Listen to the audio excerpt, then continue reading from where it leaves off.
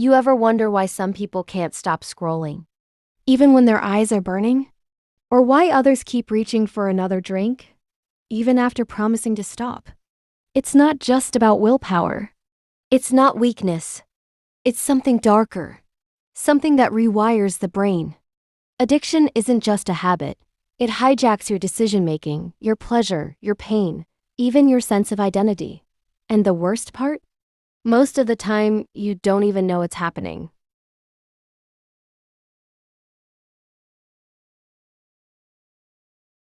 It starts small. Maybe it's just a casual drink after work, a cigarette during lunch, a few harmless swipes on your phone before bed.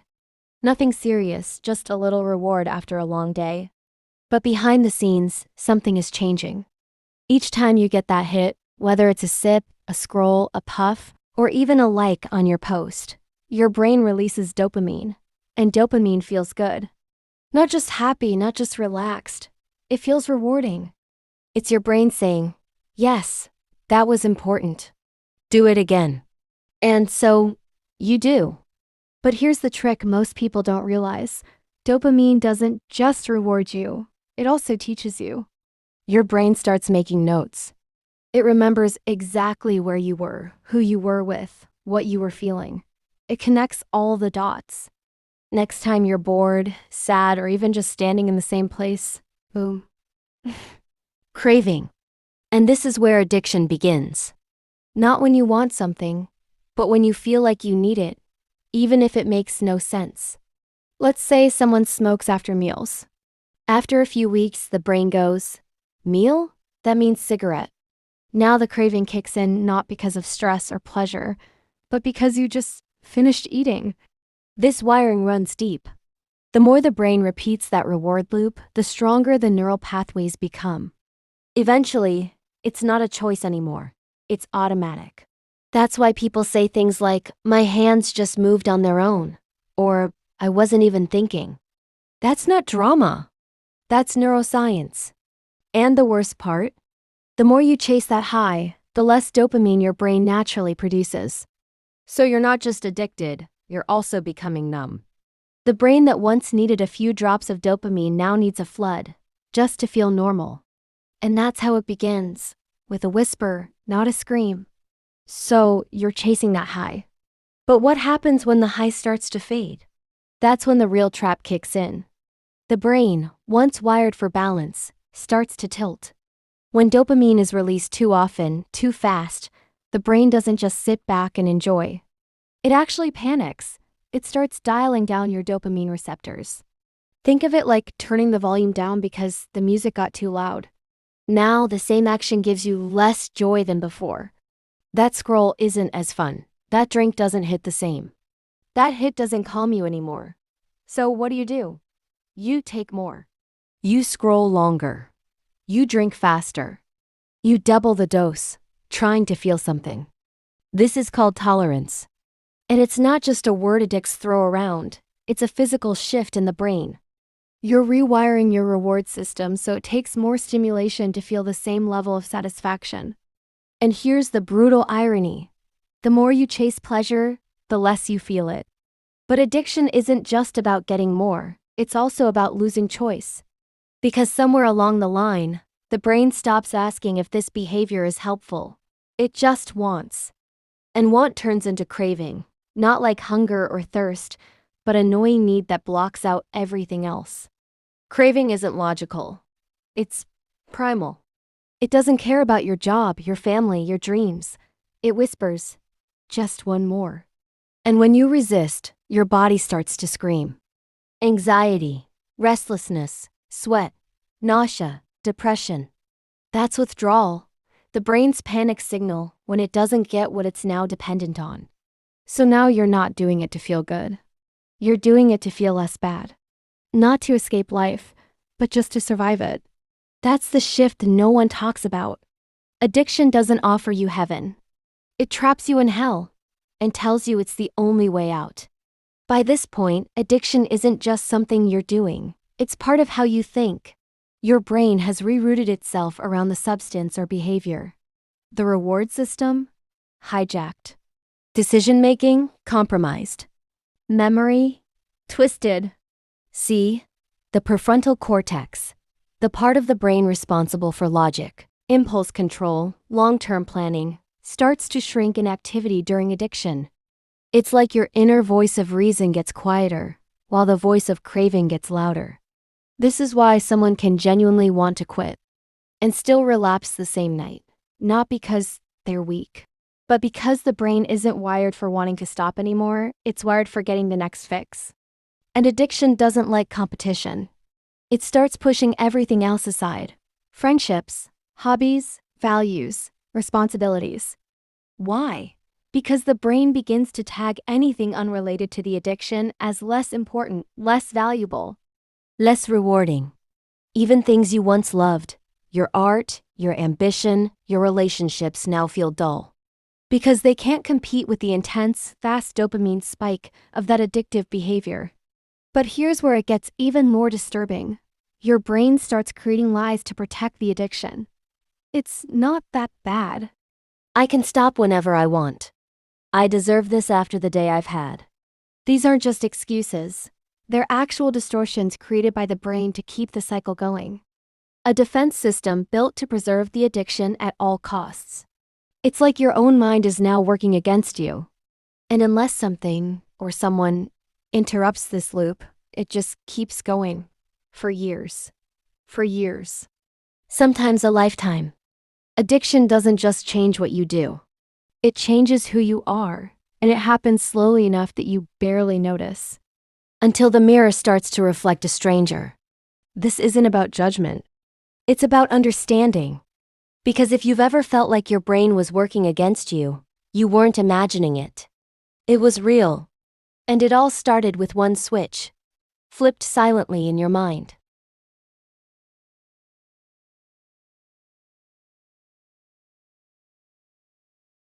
Here's something strange. Most addicts aren't chasing pleasure anymore. They're running from pain. At first, the high is everything. It's escape. It's relief. It's joy packed into a moment. But after a while, it stops being about feeling good and becomes about not feeling horrible. That's the paradox. See, the brain doesn't just respond to dopamine, it balances it. For every wave of pleasure, it releases a counterforce. Pain, discomfort, a push to bring things back to baseline. It's called the opponent process. The first time you get high, there's a dopamine spike, and it feels amazing. But afterward, the brain compensates with a low. It's trying to maintain balance. Do it again, and the spike is smaller, but the crash is deeper. And as the cycle repeats, the crash gets longer, even permanent. Now you're not chasing euphoria. You're trying to silence the crash. Think about it. That drink that once made you feel free? Now it just stops the shakes. The hit that used to bring energy? Now it just stops the fatigue. The scroll that used to entertain? Now it just numbs the emptiness. This is the tragic twist. The same thing that once gave you pleasure is now the only thing that relieves your pain. It becomes a form of self-medication, except the medication causes the illness. And because your brain is adapting, rewiring itself to expect the substance, natural sources of pleasure start to fade. Food tastes dull. Music feels flat. Hugs don't hit like they used to. Real life becomes gray. This is called anhedonia, the inability to feel pleasure. So the addict keeps going back to the substance or behavior not because they want to, but because everything else feels empty. And now the worst part isn't even the addiction. It's the silence it leaves behind when you try to stop. Now let's talk about withdrawal, not just the shakes or the nausea. We're talking about emotional withdrawal, the kind no one sees. When you stop feeding the addiction, your brain doesn't say thank you. It screams. You stripped away its primary source of artificial balance, and now it's lost. There's no pleasure, no comfort, just this hollow, gnawing ache. And here's the thing, that ache isn't always physical. Sometimes it's just existential. You feel empty, restless, anxious, depressed, like your skin doesn't fit anymore, you can't focus. You don't want to talk to anyone. And worst of all, nothing feels worth doing. People think withdrawal is a few days of flu symptoms. But for many, it's weeks or even months of psychological fog. Because your brain, after rewiring itself around the addiction, now has to learn how to function without it. That takes time, effort, and brutal emotional endurance. And the cravings, they're not just urges, they're emotional memories. Your brain remembers how good it felt or how much it numbed the pain.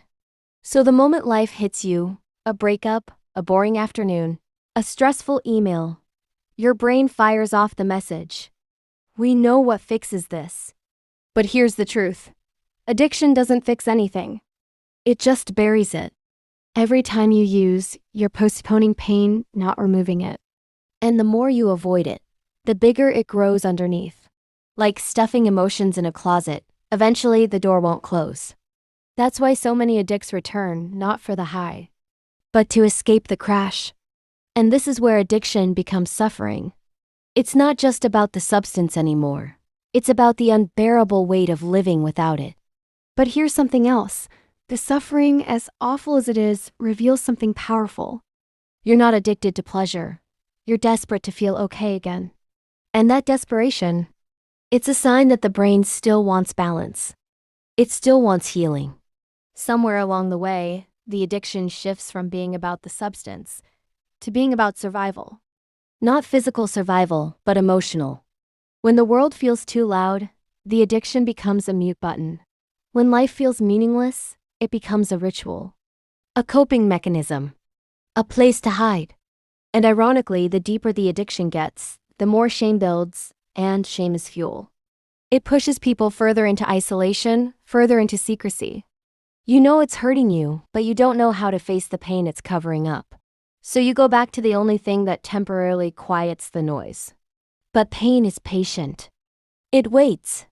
And as the brain keeps losing its ability to self-regulate, to experience joy naturally, to manage stress, to connect with others, even daily life becomes painful. Waking up, being around people, looking in the mirror. That's when the addiction doesn't feel like a choice anymore. It feels like oxygen. And that's the part that breaks people. They know it's destroying them. But the alternative, facing life raw without armor, feels worse. That's the lie addiction tells. You need me to survive. And when you're in it, that voice is hard to argue with. It sounds like logic. It sounds like safety. It sounds like the only thing you can trust. But here's what the addiction never says. That it's stealing everything else. Your connection to joy. Your sense of self. Your ability to feel real pleasure from real life.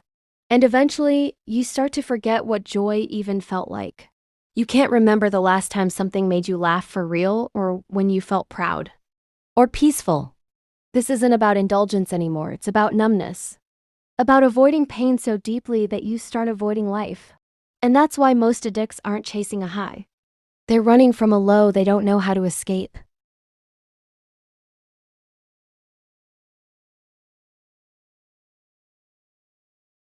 One of the most convincing illusions in addiction is the belief that you're still in control. You tell yourself, I can stop whenever I want.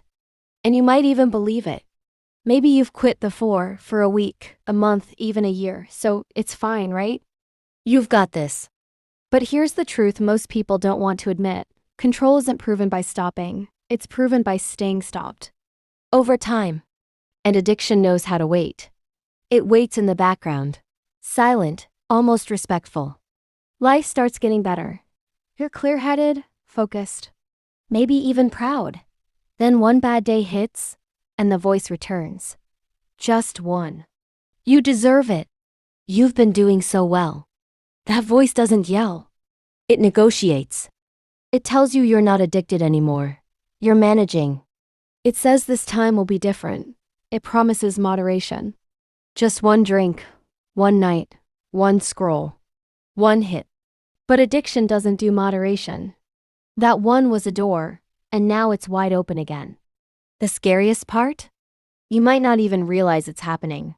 Because addiction doesn't always look like chaos. Sometimes it wears a mask of normalcy. You're still showing up to work. Still smiling at dinner. Still pretending everything's okay. But inside, you know the leash is tightening. You're not using for fun anymore, you're using to function. And yet, you'll keep telling yourself you're in control. You'll make rules. Only on weekends. Never before 5 p.m. Only if I've had a rough day. And for a while it works. Until it doesn't. Because control isn't real if it depends on conditions. Addiction loves gray areas. It thrives on loopholes. And the lie of control is its favorite one. The more you think you're in charge, the deeper it digs in, quietly, subtly, until you're right back where you started.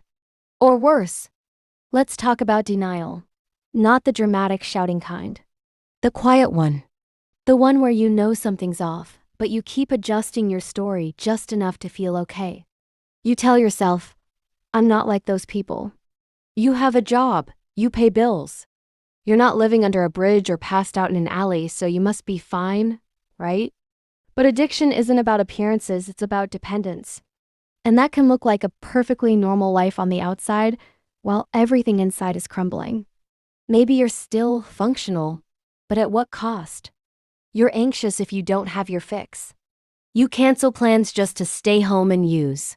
You stop doing things you once loved. You lie not just to others, but to yourself. And here's the catch. Addiction doesn't need you to believe it forever. It just needs you to believe it today. Today's excuse is all it takes to stay alive. Just one more time. Just not now. I'll quit after the weekend. After the wedding. After the breakup. After the stress passes. There's always an after. That's the trap. You start living in future promises instead of facing what's happening now. And if someone calls you out, you get defensive. Why are you judging me? I'm fine. Worry about your own life. But deep down, it's not anger, it's fear. Fear that they're right. Fear of what happens if you actually stop. Because then you'll have to face yourself. And that's often scarier than the addiction itself. Because somewhere along the line, the addiction became part of your identity. It's not just something you do, it's something you are. And letting it go feels like losing control over your entire self. So you cling to the illusion of control. Because without it, you don't know who you'd be. But here's the truth. Control built on lies isn't control. It's a cage. And the longer you live inside it, the harder it becomes to tell the bars apart from the walls of your own mind. There's one moment that almost every addict faces, and it's not dramatic. It's quiet. You wake up, you stare at the ceiling, you feel hollow. You realize you're not choosing this anymore. Not really. That drink? That hit? That habit you said you could quit anytime? You don't want it anymore, but you keep doing it anyway. And that's when the lie of control collapses. Because here's the truth no one likes to say out loud. Addiction is about compulsion. Not desire, not fun, just repetition. A loop. Something you do even when you hate it. Even when you cry after. Even when it makes you feel worse, not better. People think addicts are chasing a good time. But a lot of them are just chasing silence. A moment of peace. Or at least something that drowns out the noise. And when that thing, the drink, the pill, the screen, becomes the only reliable way to quiet your thoughts, that's not control. That's a hostage situation. You can feel it when you try to stop. The excuses rush in. The cravings get louder. Your own brain argues with you. It throws out memories, urges, reasons. It pleads, it manipulates. Not because you're weak, but because the addiction has learned exactly what to say to survive. And every time you give in, even just a little, it strengthens its grip. Not in some poetic way, but literally. The neural pathways get deeper. The behavior gets more automatic. The voice gets harder to resist. But here's the wild thing. The moment you admit you're not in control is the moment you start to take it back. Because you can't fight what you refuse to see. And you can't escape a trap you keep pretending isn't there. So yeah, it might look like you've got this. But ask yourself, if you had to stop today, could you? Not for a week, not for a challenge, but for good. If the answer scares you, that's not failure. That's clarity.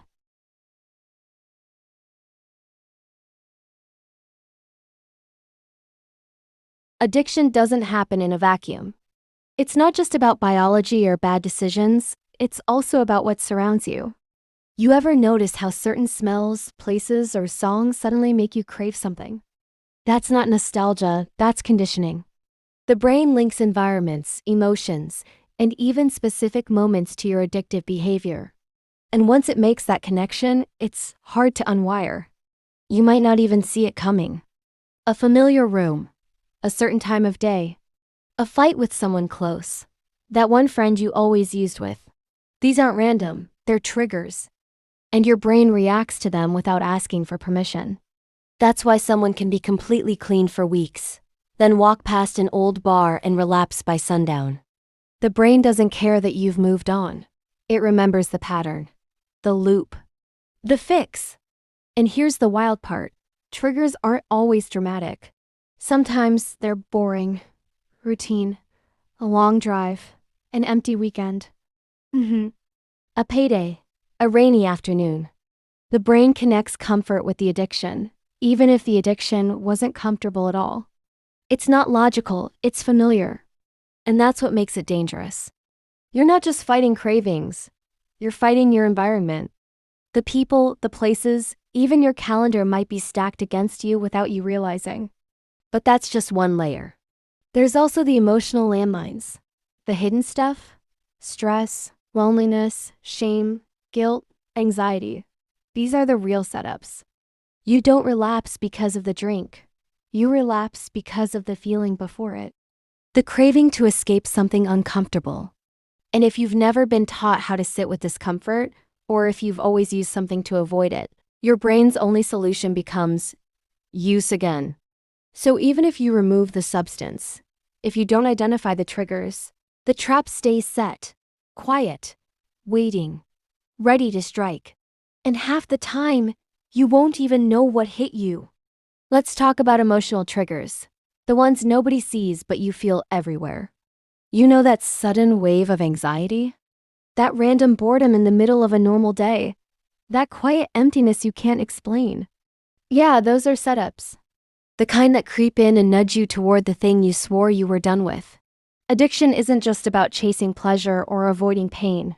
It's about trying to regulate emotions your brain was never taught to handle.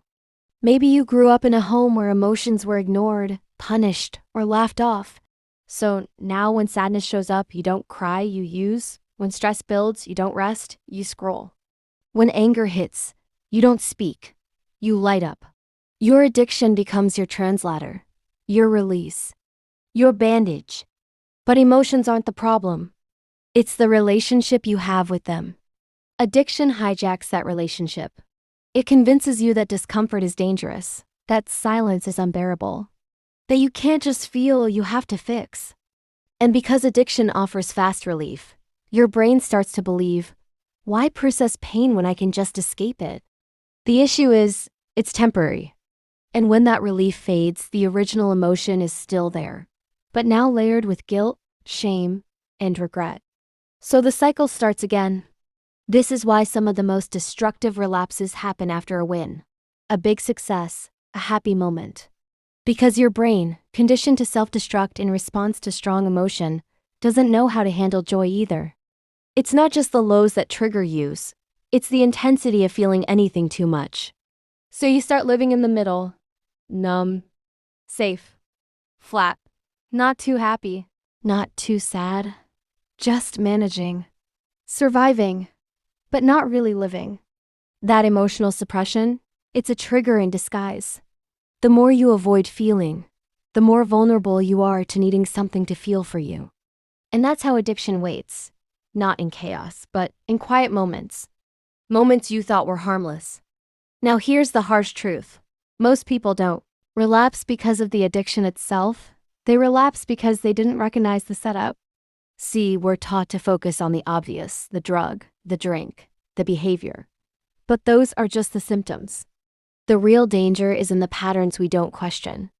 You walk into the same room, sit in the same spot, think the same thoughts, and suddenly your body moves before your brain even catches up. That's not weakness. That's conditioning. Your brain is a pattern machine, and it doesn't care if the pattern is killing you. This is why long-term recovery isn't just about willpower. It's about breaking those patterns, or at least becoming conscious of them. That friend who always just wants to hang out. The one who never says it, but always ends up leading you to the thing you're trying to avoid. That's a trigger. That playlist you used to blast every time you got high? That smell, that street, that feeling when you're alone on a Sunday? Triggers. And unless you recognize them, they'll ambush you. Softly. Casually. Until you wake up wondering, how did I end up here again? Even your inner voice can become a trigger. The one that says, what's the point? Or, you're already broken. That voice was trained by the addiction too. It knows exactly how to lower your guard. So what do? You start noticing. You start paying attention. Not just to your behavior, but to what comes before it, the tension, the restlessness, the people, the places, the silence. That one shift in your stomach that always comes right before you slip. Because if you can name the pattern, you can interrupt it. It doesn't make you immune, but it gives you power. And sometimes, power isn't about fighting harder. It's about finally seeing the fight before it begins.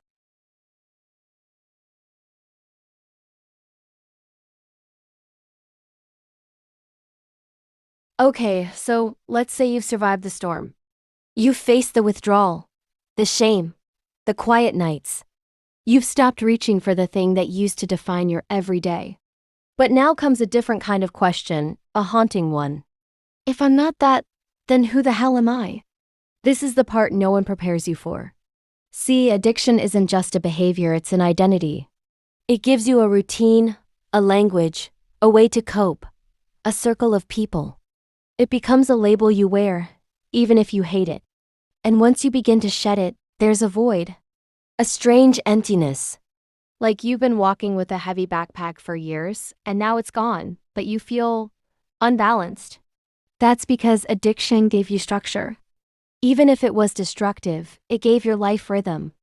A distorted rhythm, but a rhythm nonetheless. So the work now isn't just to stay clean. It's to rebuild who you are. And no, that doesn't mean chasing some perfect, healed version of yourself. That's just another trap, another high. What it means is rediscovering the parts of you that were buried. The things you used to love before the darkness crept in. The things you were curious about. The people you felt safe with. The person you hoped to become when you were still young and dreaming. Recovery isn't just subtraction. It's creation. It's about learning how to sit with yourself and not run. It's about allowing boredom and not calling it loneliness. It's about accepting peace without feeling like you need to earn it through pain. And slowly, something new starts to take shape. Not a perfect version of you, but a true one. There's this weird phase in recovery where you're not who you were, but you're also not sure who you are yet. It feels like you're stuck in a hallway, one door slammed shut behind you, and the next one hasn't opened yet. And in that space, doubt creeps in. Am I faking this? Is this really me or just a temporary version? What if I fail and go back? Listen, that doubt is part of the process. You're not faking it. You're becoming. You see, when addiction gets stripped away, it's not just the substance that's gone. It's the habits, the thinking patterns, the excuses, the ways you avoided pain. All of that starts to dissolve. And underneath it all, there's someone raw and real, slowly learning how to live again. But this part isn't glamorous. It's awkward. It's slow. Sometimes, you'll feel like you're watching everyone else's life speed ahead while you're learning how to function like a human. And here's the brutal truth. You might grieve your old self, even the addict version of you. Because at least that person knew who they were. But grieving that identity is part of building a new one.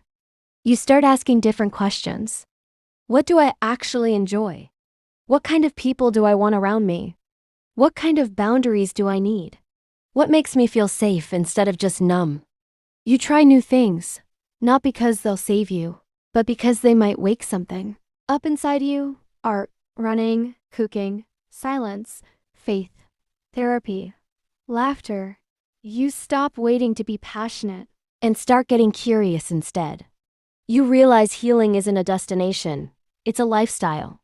And identity isn't found, it's built. Brick by brick. Choice by choice. Even when it feels boring. Even when it feels slow. Even when no one claps for you. Because at the end of it all, you're not going back to who you were. You're becoming someone new. So, who are you becoming? It's okay if you don't have a neat answer. Most people walking this earth don't either. But you're doing something most people won't. You're rebuilding yourself on purpose. That takes guts. The truth is, life after addiction isn't a straight line. You don't wake up one day magically healed. There's no final boss, no gold medal waiting at the end.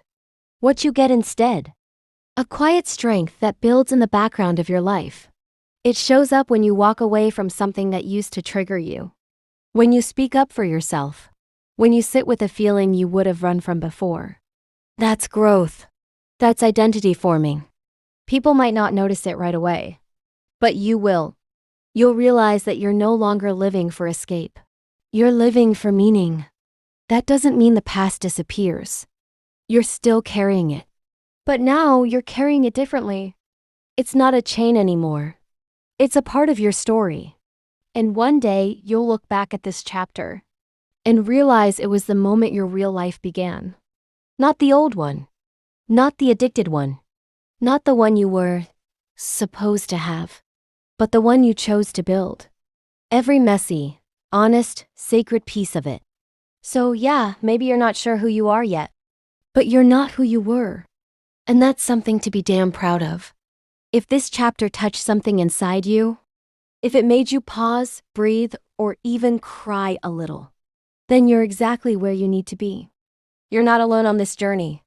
And you never have to walk it in silence again. Drop your story in the comments, even just one word. It could be the lifeline someone else needs today. And if you want more real stories, not sugar-coated, not shallow, but raw, human, and healing, then hit that subscribe button of Marjan Al-Nalar. This is Marjan Al-Nalar. And I'll be right here. Every step of the way.